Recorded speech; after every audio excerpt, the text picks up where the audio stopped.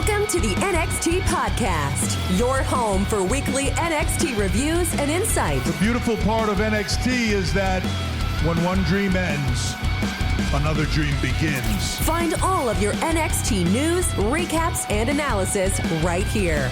So with that being said, we only have one question for you. Are you ready? We thought so. Let's get the show started right now. All right, guys. How is it going? This is Memphis Mark coming to you from Mullet Manor.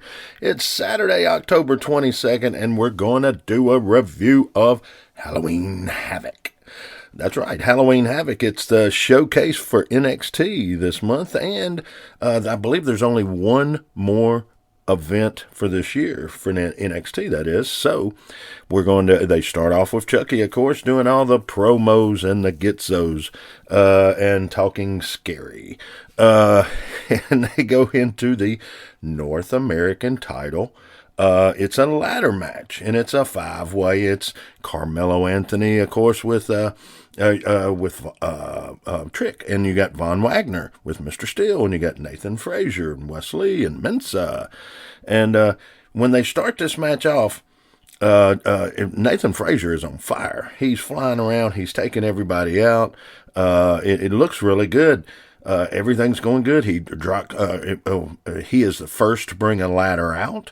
He is the first one to use it. So he's just tearing it up. But, Mensa looks really, really good too. So at one point in time, he stops Nathan Frazier. And then, of course, Von Wagner's got to come in. And, just everybody. This is a really, really good match. I was surprised. A pleasant surprise. But they did have, they had different size ladders. They had like a 12 or a 14 foot, whatever it is, the one that they typically have for these matches. And then they had a couple that looked like they were about maybe 10 foot ladders or whatever. But for some reason they had like a 6 or a 5 foot ladder too that was used as a weapon. And anyway, Nathan pulls out a normal size ladder at first, and is using it as a weapon and everything. And then eventually Von Wagner is going to pull out a ladder. And when he does, it's the really big ladder. And he pulls it out, and he rests it on top of the rail, the barrier there. And when he goes to move it that last little bit to get it out, he doesn't realize, but he goes up into the stands and almost hits this lady. This lady, kind of falls back real quick or in her seat. And nobody gets hurt or anything, but the refs run over there and take care of it. But it was pretty funny, because nobody got hurt, of course. But the refs' expressions on the refs' faces was really cool. Like, oh crap.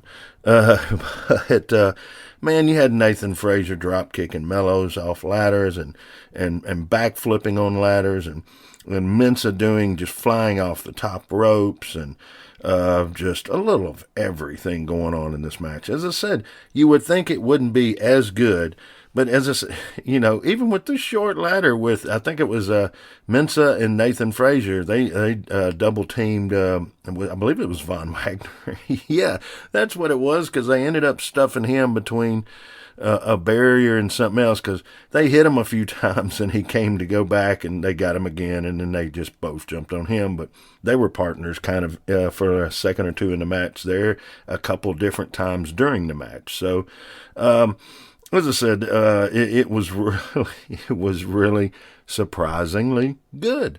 I'm trying to look over there. There was a time when Trick and Mr. Stone get on a ladder, like they're attempting to go for the belt, and they both get up there, and Mr. Stone takes a good fall off of the ladder too, and of course Trick gets he falls on the ladder and gets hit, and he's got to roll out. So everybody gets involved. It's a multiple people, getting involved. But so the match is really good. Right towards the end of the match, before Von Wagner got pinned up in there, he picks Wesley up over his head, press slam, right? but he's about 8 or so 10 feet from the ropes, and he walks to the ropes and throws him over, and he lands on the desk and falls over. You think Wesley's out of this thing. And the last time I saw anything that looked that good as far as in distance and everything was we had a wrestler here local in Memphis named Joe LaDuke. He would come in and feud with Jerry Lawler. And he once picked Jerry Lawler up and threw him onto not the tables they have nowadays, but a solid oak table. But Lawler thought that he could land just right and bounce off, and it would look great. But when he was being thrown over the rope, Lawler's hand kind of hit the top rope, and it threw his trajectory off, and Lawler landed on the edge of the table and ended up being out of wrestling for a few months from that injury. But in this match, after they the second time of Mensa and Nathan kind of tag teaming up themselves to help put out an opponent, they do the pinning of Von Wagner. They take care of Mensa gets taken out, and then it is Wesley and Carmelo, going at it. So Mello and Wesley, and you really do think that it's Mello's time. Everything is set up for it. That's the way it's going to be. But they let Wes Lee win his first title. And they did it in dramatic fashion. It was an ultimate. They were fighting on the one ladder that was up for them to climb to the title. And then they had another ladder between the ropes and that ladder. So it's suspended about 4 feet off the ground or something like that. And at one point in time, it's, Carmelo's on the ladder that's suspended sideways. And Wes keeps trying. Wes goes down, does a move on him, climbs back up, and by gosh, he wins the title. And that is his first title. Absolutely. And when he landed off for the move to before he got the belts, the double knees to Mello looked really, really good. So, all right. So we got Wes Lee winning his first title. And that's how we start this off. So, and then, unfortunately, we had, you got to have a haunted house, okay? So with a haunted house, who are you going to put in there? But Toxic Attraction, all three. And they're going after Alba. And so they go in, and it's scary, and people are messing with them, and it's a typical haunted house. The ladies get to lay a little smack down and everything, but they go through there, and then they decide that and to cover the most area, they're going to need to split up. And of course, one of the ladies is not wanting to split up because, of course, that's what you see in all horror films, scary movies. But they do, of course, split up, and of course, Toxic, the tag team, they end up getting knocked out, and Alba ends up taking off with Mandy Rose again in that slick Range Rover. Now, a beautiful white Range Rover, but that's how they go with that. So it's all during the show, you're going to have Alba driving back to the studio, and in the nice Range Rover. All right, and then you've got to go into Apollo Crews and Grayson Waller doing their match, and after several commercials for Crown Jewel coming up, there's a lot of commercials there for them. But the Waller Apollo match was good. I can't say anything bad. The match starts off maybe a little slow. It takes them a while to get going. And it really doesn't get going, actually, until Waller, he thinks he wins because Apollo falls down off the top turnbuckle and goes through the lid of a smaller, normal-sized casket. Normal, I guess as normal as you can be. But so it's a big deal. How do we judge this? Waller thinks he's won. All of a sudden, the lights go out. Apollo returns with a bunch of strange people in hoods, bringing out another casket, a Undertaker size casket. And they continue on. The match really gets going there. Apollo's really tearing it up. Waller ends up getting a pin after being a pin, now a writing pin. When he gets thrown on the desk, he takes one of the announcer's pin and pokes Apollo in the eye. And that continues, or that brings up where Waller gets the turn and he's taking over the match. And it's a good, he does a good job of it. It's believable to somewhat. He maybe oversells a hair bit too much, but I like Waller. And although Apollo didn't look as good either, he did have some good moves towards the end. After that, when they brought the new casket out, that was pretty good. They have some good match. You know what it is. They're going to fly, flip, flow, and fly. But it all involves around this casket. And they're both going to be put in the casket. And it actually, at one point in time, they're both in the casket together, fighting while they're in there. So it's really good. It ends up with Apollo winning this match. But the match is pretty good. It's probably... as far as the guys go, I would say this is probably was not the greatest match, but it was a good match. It's well worth seeing. I'd say, but it's a C. It's a C, a solid C match. But and at the end, it's a kind of a choke slam that Apollo does to Grayson and puts him in there for the closing of the casket. And then at the end of it, they go off air with him standing on the casket because he's won the match. All right, let's see where we go from here. Yes, we go to Chase U. And Chase U has a transfer. It's Duke Hudson. And he's joined him, and Bodie doesn't trust him. But Chase does this quick little class and introduces Duke, and he asked a question of, I can't remember which Halloween Havoc did Booker T and Harlem Heat lose to the Outsiders, and everybody answers it wrong, and then Duke raises his old hand and he answers the year it was, I believe it was, and but it was Booker T and Harlem Heat when they lost the belts. And then they go straight into a promo with Pretty Deadly, and they have these shirts on. The loudest shirts you've probably ever seen. But they're doing their promo. The girls, the ladies champs comes out, Carter and Chance, and they pretty much say, let's see who has the belts leaving Tuesday. So and they do that with the contenders are going to come up later, and they do their rah-rah promo. But then there is the Weapons Wild match. Anything goes. That's right.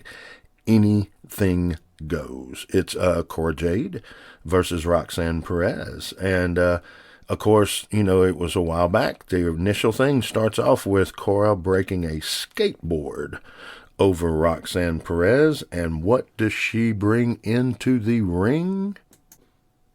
It's a skateboard.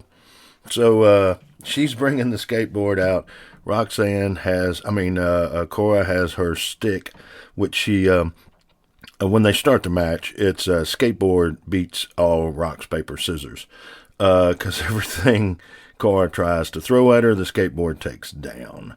Even takes down her stick that she brings, her kendo stick, to the ring. So that's how the match starts off. And they use a little of everything. Let me see. They use chairs, trash can lids, let me see, a rope, a chain, some stairs, of course her stick. So it's a good match. They're all tearing it up for a while there, and the match is really good. And these matches tonight were, since they don't have too many, they were longer. So I guess it's really a great time for them to showcase their talent, because Roxanne looks like at the end of this match like she was toe up from the flow up, and Cora of course, it looks great during the match. All of her moves are spot on just about. But this match is really, really good. They get Roxanne gets a table out, I think, to start it off after that, and Roxanne's doing really good until she can't find Cora. And Cora's hiding under the ring. Well, all you see is her feet. So, of course, she pulls her out, which in turn leaves Cora the opportunity to spray her in her eyes. And that's when Cora goes on her butt-whooping spree. She whoops her with a rope. I think she hits her with a chain. Cora puts a trash can over Roxanne, and hits her a few times, throws her out of the ring with it on. Really good trash can lid shots. Just good shots all over with the weapons. So it's really good. They go on until they end up in what I call the Muffet, the little skybox area there. And I'm sorry, the little Muffet area. It reminds me of the two old Muffet guys from the Muffet Show, of course, that would sit up and ridicule everybody and criticize everybody. But they both end up there. Cora's there, Roxanne's there, and Cora's taking the guardrail down. So there is an open area. And they both get to fighting. There's a time when they both seem like they're going to go over, and then it gets to be where Roxanne hesitates. Okay? That's been her problem the whole time. She hesitates. And when she does, they both fall off. They both fall down, go boom. But it's a good-looking shot. Both of them, do good. Cora's the first one back up, I believe. But in the end, it's going to be Roxanne Perez pulling this out. And it was a good match. It was a really, really good match. Cannot say a bad thing about it. Let me see. Of course, then they've got to bring the host for the evening out, which is Quincy Elliott and Shotzi. And they do their little thing. I think Quincy does some twerking, and she smacks him on the butt and all this stuff. At one time, Lash Legend comes in and interferes, and she gets the smacketh layeth downeth too. And then Schism comes out, does a real good little promo, and it's one catchy phrase, because I've got the guy that's been following him around in the red hoodie. He's going to unveil himself Tuesday on NXT. So, but they leave with a really cool little thing. It said 4 roots now, 4 roots for them, 4 roots, 1 tree. Kind of catchy. I kind of like it. And from there, we're going to go into DK and Julius. And it's going to be an ambulance match, which means you have to put your opponent in the ambulance and close the door. And it's for Brutus's career. For his career, man. Some real stuff. And this match comes, look, when the crowd during the night has been going, use a pumpkin. So when Julius comes out, he starts chunking the pumpkins, and got a pretty good arm on the young man. But he's throwing pumpkins up there, and that's how they start off. And, of course, DK brings out the chair with Julius spray painted on there. And so they both go at it.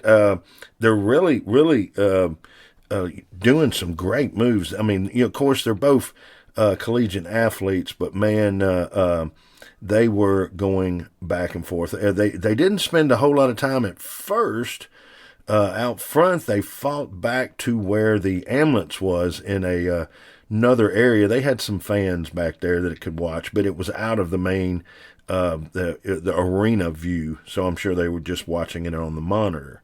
But they do that kind of quick, and of course that brings them back out to fighting out front, and they fight all over the place. Now, the ladder match earlier I told you was a really, really good match. Well, this one's it's a good match, but it's just one step below them, I think. But there is some great brutality in this. There's stairs, heads being slammed into stairs. just everything in the world that you could think of. At one time, Julius gets thrown into some kind of a cart. Man, I tell you what, I'm jumping around a little bit, but I'm just trying to think of everything off the top of my head. But at one time, Julius is in the ambulance, and DK's trying to close the door. And I'm not sure. They must have had the stoppers or something out a little longer than his fingers were, but it looked fantastic. He puts his hand, because you've got to stop the door from closing. They use a crutch one time. Somebody uses their feet one time. But towards the end, when it's getting ready to make its turn in the match, Julius is in there, and he puts his hand like barely out of the door, and it gets slammed in the door, and it looked fantastic. I kept thinking they must have messed up because he's going to break. They had to break his fingers. It had to. And when you get an old guy like me going, that looked too good, I'm telling you, go back and check this out. But I mean, they were just. It was a good match.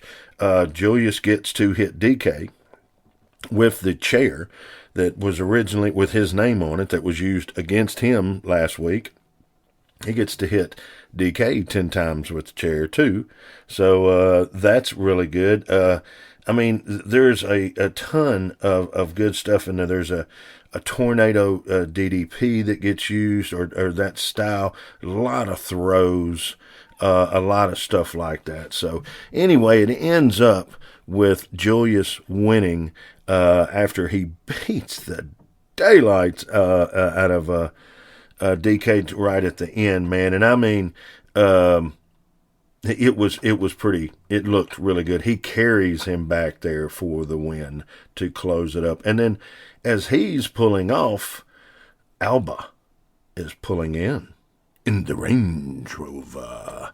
And so the white, slick Range Rover comes rolling in as the ambulance goes out. And it is, of course, Alba and Mandy Rose.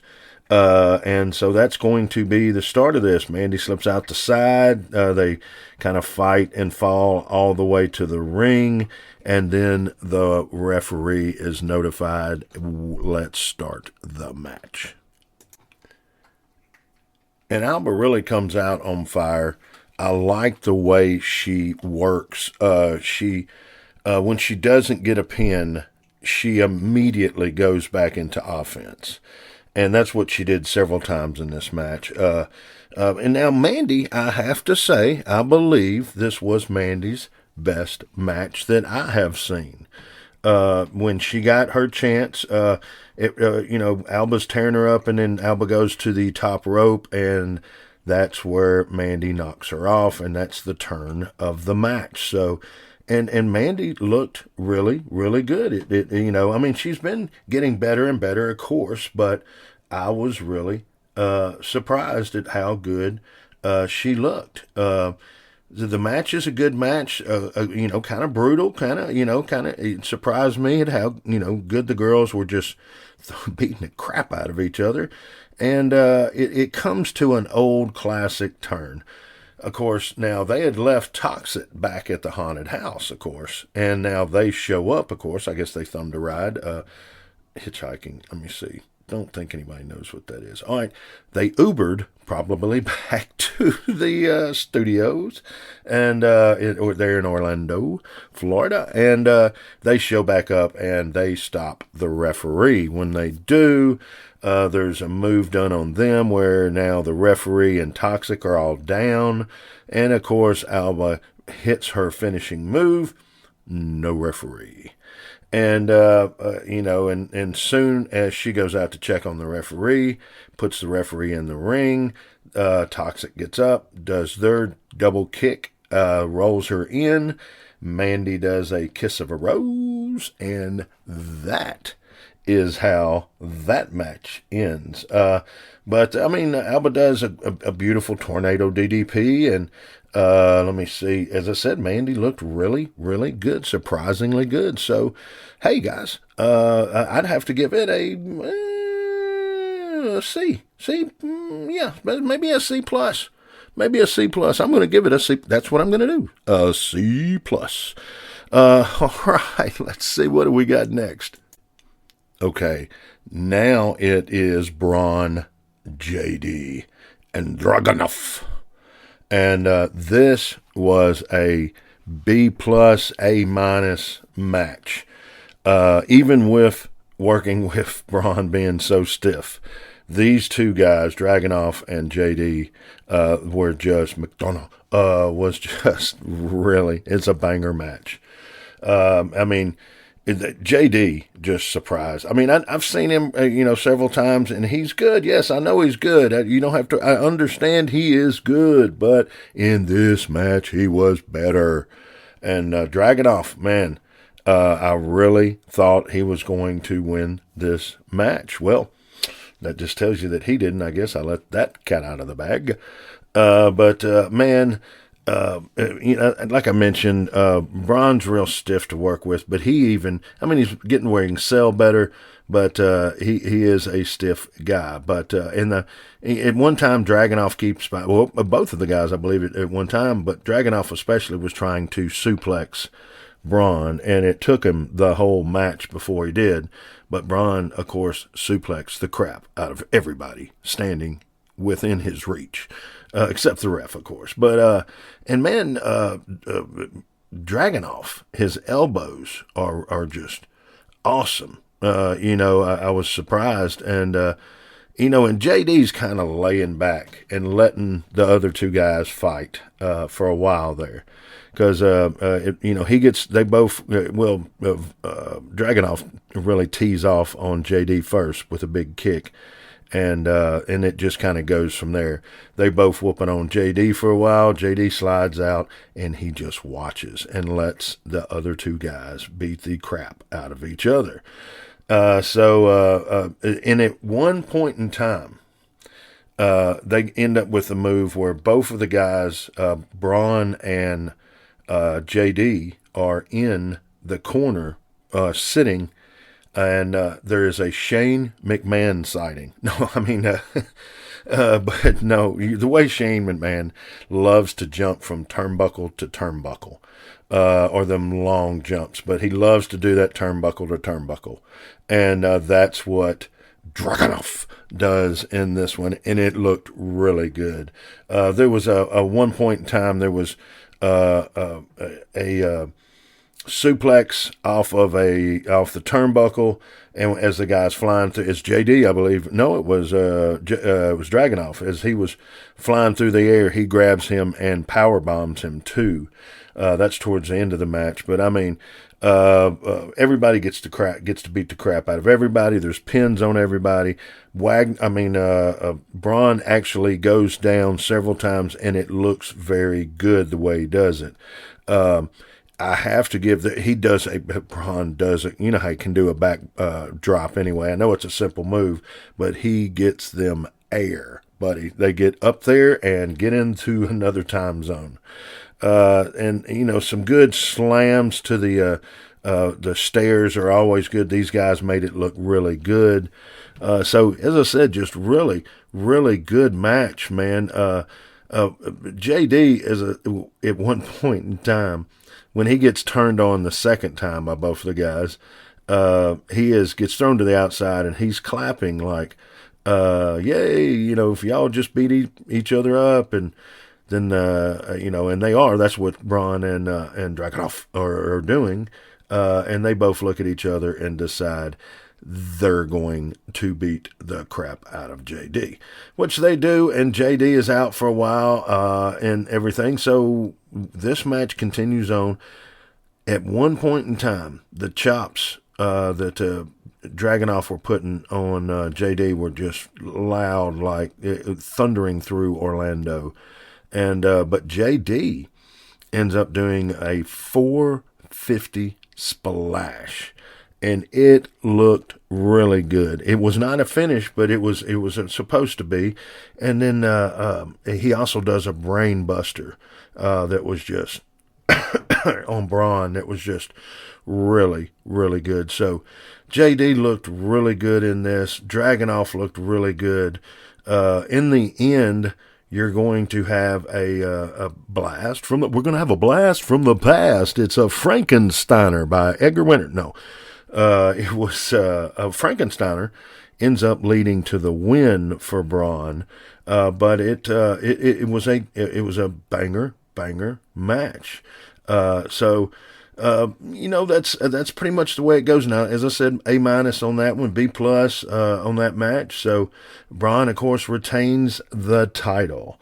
And that's where they go off air. I just wanted to do a quick little review, because I'm sure you're going to go back and either watch it on the review if you didn't see it the first time, or you'll watch it tomorrow.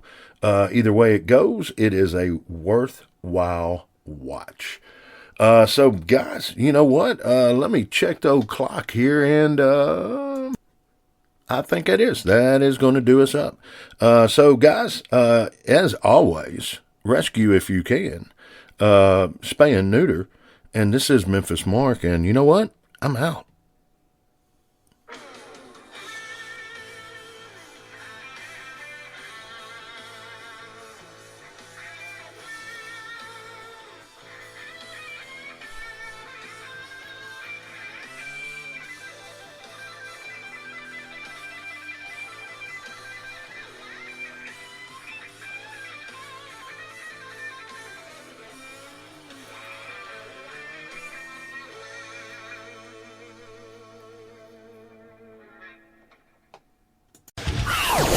Thanks for listening to the WWE Podcast. Don't forget to subscribe on your favorite podcast app so you don't miss a show, or head to WWEpodcast.com. And for all of these shows ad-free, head over to patreon.com/WWE Podcast. Until then, we'll see you next time.